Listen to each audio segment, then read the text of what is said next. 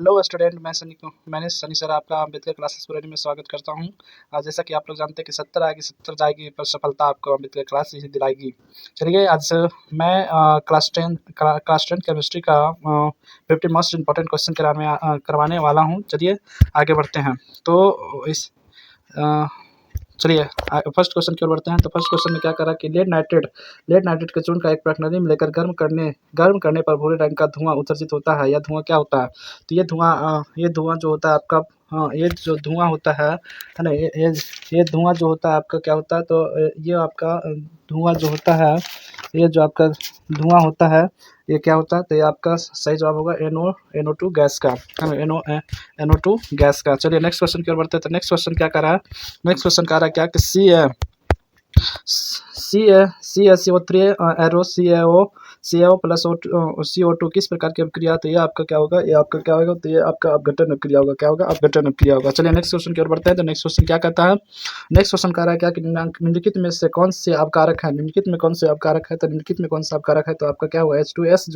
H2S जो होगा आपका क्या होगा? अपकारक होगा। चलिए नेक्स्ट क्वेश्चन की ओर बढ़ते हैं। तो फोर्थ क्वेश्चन क्या कह रहा है? फोर्थ क्वेश्चन में कह रहा है कि श्वसन किस प्रकार की रासायनिक अभिक्रिया है? तो श्वसन जो है आपका ऊष्माक्षेपी अभिक्रिया है। क्या है? ऊष्माक्षेपी अभिक्रिया है। चलिए नेक्स्ट क्वेश्चन की ओर बढ़ते हैं। तो नेक्स्ट क्वेश्चन में क्या कह रहा है कि शरीर में भोजन का पचना किस प्रकार की अभिक्रिया है? तो शरीर में भोजन का पचना जो है ना, शरीर में भोजन का पचना जो है आपका क्या है? ऑक्सीकरण अभिक्रिया है। क्या है? ऑक्सीकरण अभिक्रिया है। चलिए नेक्स्ट क्वेश्चन की ओर बढ़ते हैं। नेक्स्ट क्वेश्चन में क्या कह रहा है कि निम्नलिखित में से कौन सा ऑक्सीकारक है? तो निम्नलिखित में से कौन सा ऑक्सीकारक है? तो O2 आपका क्या है? ऑक्सीकारक है। O2 क्या है? आपका ऑक्सीकारक है।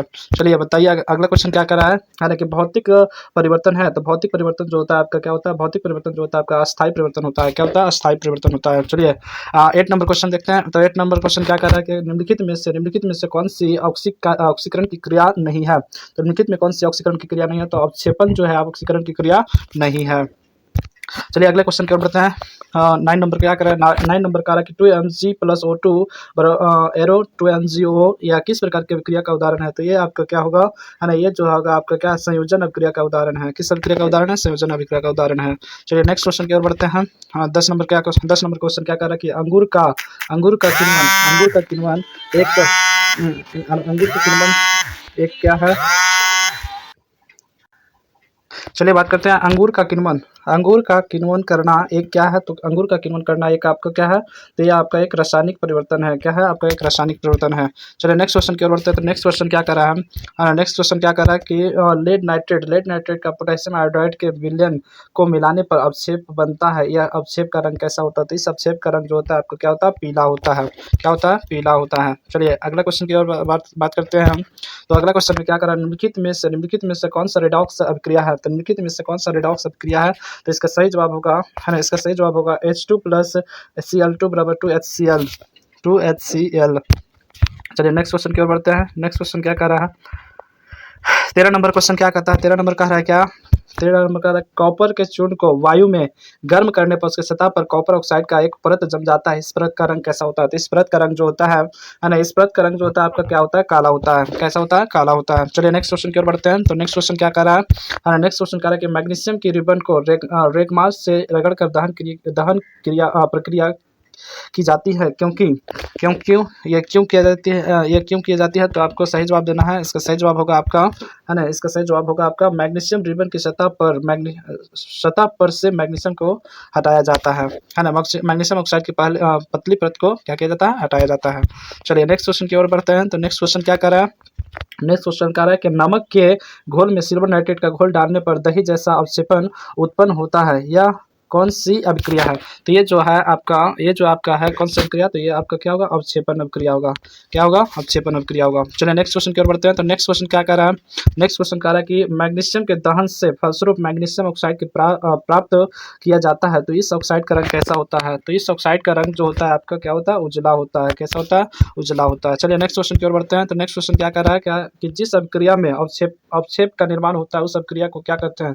तो जिस अभिक्रिया में अवक्षेप का निर्माण होता है उस अभिक्रिया को जो है अवक्षेपन अभिक्रिया कहते हैं। क्या कहते हैं? अवक्षेपन अभिक्रिया कहते हैं हम। चलिए नेक्स्ट क्वेश्चन की ओर बढ़ते हैं। तो नेक्स्ट क्वेश्चन में क्या कह रहा है कह रहा है कि निम्नलिखित में से कौन सी ऑक्सीकारक नहीं हो सकता है। तो निम्नलिखित में कौन सा ऑक्सीकारक नहीं हो सकता, तो ये आपका H2 जो है ऑक्सीकारक, H2 जो है आपका अवकारक नहीं हो सकता है, सॉरी ऑक्सीकारक नहीं हो सकता है। चलिए नेक्स्ट क्वेश्चन कह रहे हैं। नेक्स्ट क्वेश्चन कह रहा है कि रासायनिक समीकरण अभिक्रिया का जो एक संक्षिप्त रूप है, क्या है? एक संक्षिप्त रूप है। चलिए नेक्स्ट क्वेश्चन की ओर बढ़ते हैं। तो नेक्स्ट क्वेश्चन क्या कर रहा है ना, कह रहा है संगमरमर का रासायनिक सूत्र है। तो संगमरमर का रासायनिक सूत्र जो होता है CaCO3 होता है। क्या होता है? CaCO3 होता है। चलिए अगला क्वेश्चन क्या कर रहा है? अगला क्वेश्चन कह रहा है कि निम्नांकित में से कौन सा ऑक्सीकारक नहीं है। तो निम्नांकित में से कौन सा ऑक्सीकारक नहीं है, तो ये आपका अवक्षेपन जो है ऑक्सीकारक नहीं है। चलिए 22 नंबर क्वेश्चन देखते हैं। 22 नंबर क्या कर रहा है? 22 नंबर क्वेश्चन कह रहा है क्या कि अगर किसी रासायनिक अभिक्रिया में हाइड्रोजन का अनुपात बढ़ा दिया जाए या ऑक्सीजन का अनुपात घटा दिया जाए तो ऐसी अभिक्रिया क्या कहलाती है। तो ऐसी अभिक्रिया जो है आपका क्या कहलाती है, तो ऐसी अभिक्रिया जो है आपका है ना, ऐसी अभिक्रिया जो है आपका क्या कहलाती है, तो ये आपका क्या कहलाती है? अपचयन अभिक्रिया कहलाती है। क्या कहलाती है? अपचयन अभिक्रिया कहलाती है। चलिए नेक्स्ट क्वेश्चन की ओर बढ़ते हैं।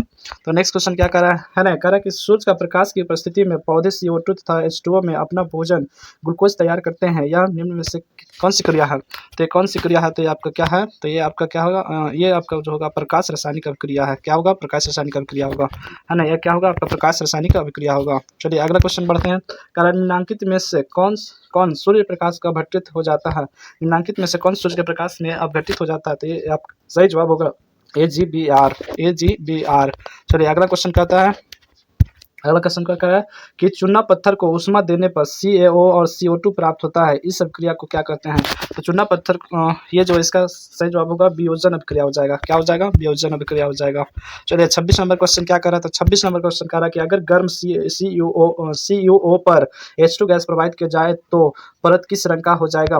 तो ये किस रंग का परत हो जाएगा? तो ये आपका हो जाएगा भूरे रंग का परत हो जाएगा। क्या होगा? भूरे रंग का परत हो जाएगा, भूरे रंग का परत हो जाएगा। चलिए अगला क्वेश्चन क्या कर रहा है? अगला क्वेश्चन कह रहा है क्या श्वेत सिल्वर क्लोराइड सूर्य का प्रकाश में धूसर रंग का हो जाता है, ऐसा क्यों होता है? तो ऐसा क्यों होता है? तो ऐसा जो होता है आपका सिल्वर क्लोराइड है ना, सिल्वर क्लोराइड का वियोजन Ag का Cl में होता है। Ag का क्या होता है? Cl में होता है। चलिए उसके बाद में अगले क्वेश्चन की बात करते हैं। तो कह रहा क्या कि उपचयन अपचयन अभिक्रिया को क्या कहते हैं? तो ये आपका क्या होता है? रेडॉक्स अभिक्रिया कहते हैं। क्या कहते हैं? रेडॉक्स अभिक्रिया कहते हैं। चलिए अगला क्वेश्चन करते हैं।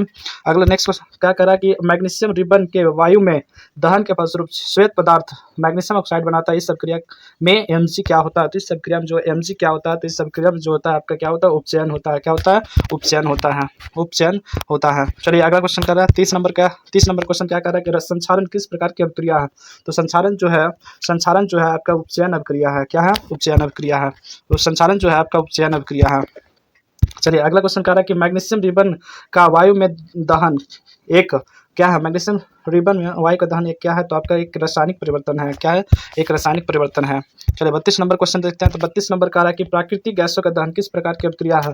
तो प्राकृतिक गैसों का दहन जो है आपका ऊष्माक्षेपी अभिक्रिया है। क्या है? ऊष्माक्षेपी अभिक्रिया है। चलिए अगला क्वेश्चन बढ़ते हैं 32, उसके बाद आइए 33 पे, है ना। 33 क्या कर रहा है? 33 कह रहा है क्या कि जिन रासायनिक अभिक्रियाओं में उत्पाद के साथ ऊष्मा उत्पन्न होती है उससे क्या कहते हैं।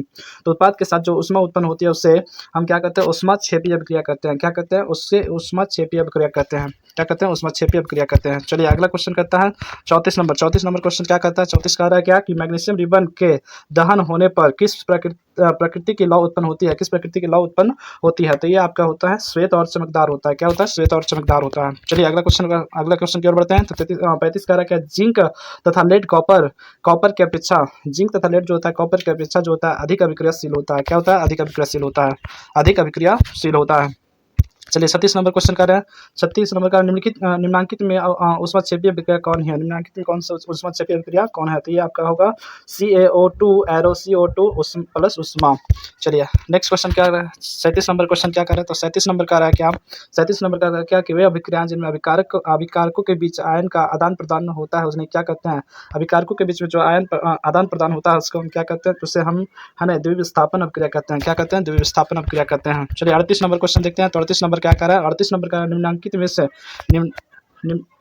में से कौन सा सूचना रासायनिक अभिक्रिया से प्राप्त नहीं होता है। तो ये आपका होगा क्रिया के रंग, प्रतिकारक का रंग, प्रतिकारक का रंग। चलिए अगला नेक्स्ट क्वेश्चन क्या कर रहा है, नेक्स्ट क्वेश्चन कह रहा है कि 2 MgO + O2 बराबर 2 MgO रासायनिक समीकरण किस प्रकार का है, किस प्रकार का रासायनिक समीकरण है, तो ये आपका होगा संतुलित रासायनिक समीकरण है। क्या है, संतुलित रासायनिक समीकरण है।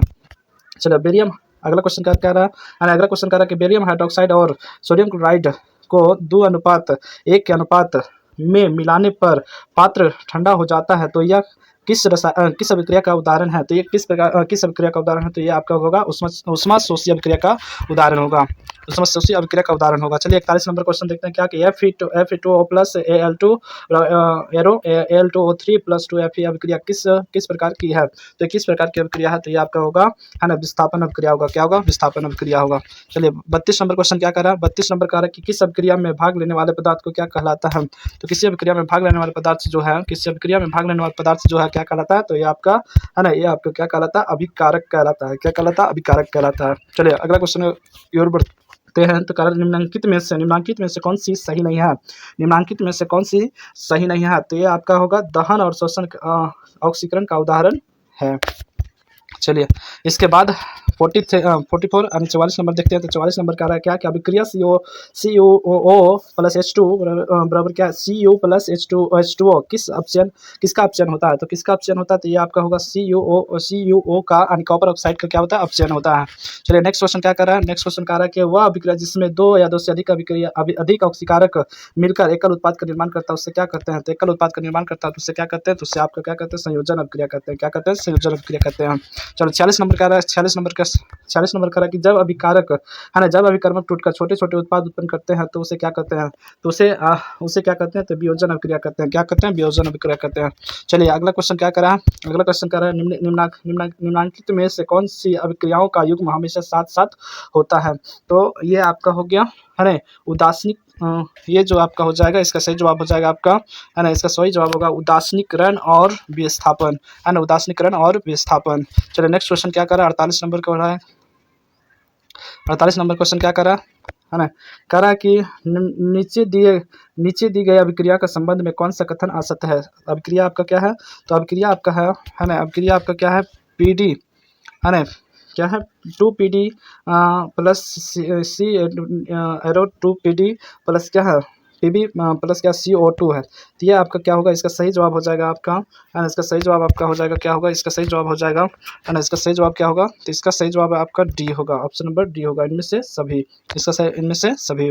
चलिए अगला 49 नंबर क्या कहता है ना, 49 नंबर क्वेश्चन क्या कहता है, तो 49 नंबर कह रहा क्या कि कॉपर सल्फेट के घोल में लौह चूर्ण डालने पर क्या पृथक होता है, तो कॉपर सल्फेट के घोल में है लौह चूर्ण डालने पर जो होता है आपका कॉपर जो होता है, कॉपर अलग हो जाता है ना, कॉपर अलग हो जाता है। चलिए नेक्स्ट एवं लास्ट क्वेश्चन की बात करते हैं, तो चलिए यहाँ पे कह रहा है क्या कि है ना SO2 गैस ऑक्सीकारक है अथवा अवकारक है, तो SO2 गैस जो है आपका क्या है, तो ये आपका A और B दोनों है ना, क्या है, A और B दोनों है। Thank you watching this video. अगर आपकी अच्छी लगे तो आप लाइक ज़रूर करें और शेयर ज़रूर करें। Love you, bye bye.